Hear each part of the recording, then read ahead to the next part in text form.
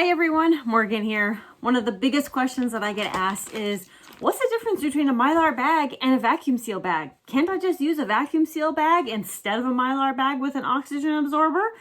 With or without an oxygen absorber, depending on the food. So let me explain to you a few differences and how I personally use them. So first of all, a vacuum seal bag does suck out the oxygen. The way that you use a vacuum seal bag is that you put it in the machine and it sucks out the air. One of the biggest things that I use vacuum seal bags for is freezing meats, putting seeds, things like that. I vacuum seal like clothes, things like that I want to pack down a little bit better, things like that. So I will use this for I usually won't use it for food unless I'm putting it in the freezer for storage in the freezer. I use Mylar bags with oxygen absorbers or without oxygen absorbers, depending on the food, for long-term food storage. And I will also use Mylar bags for like dehydrated meals and things like that I put together myself.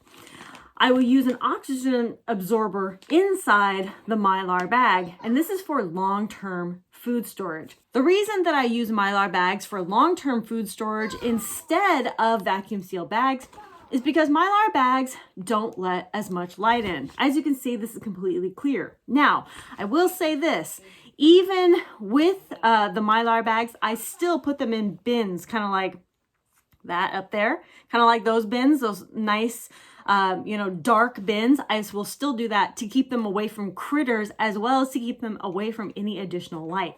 However, Mylar bags are made to help preserve food for longer. That's just kind of, this whole system. Like bags of chips and these kinds of things, it actually does help to preserve the food longer.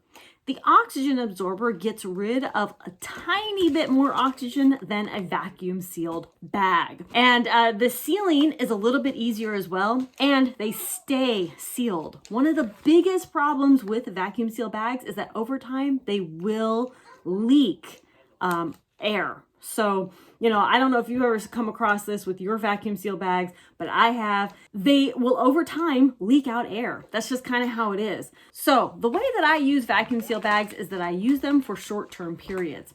And then with the Mylar bags, I use them for long-term periods. In the end, it kind of comes down to personal preference. If you prefer to use vacuum seal bags for your storing of dried food purposes, that's totally fine.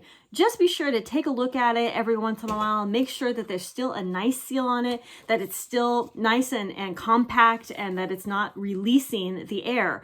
When air is introduced into food, it will reduce the shelf life. So just make sure that you're keeping a close eye on that if you do decide to use a vacuum sealer for long-term food storage. Any one that you use is going to be a slight investment, an investment in the machine and the bags, an investment in the bags and the oxygen absorbers, as well as something to seal them with, whether it's a vacuum sealer, a hair straightener, or an iron. So they both have their different uses, and like I said, in the end, it's going to be personal preference. But that's basically the answer to the differences. I use this more for long term, and I use this more for short term and for freezing food purposes. Thank you all so much for watching. Conquer tomorrow by preparing today. I'll talk to you later. Bye. Bye.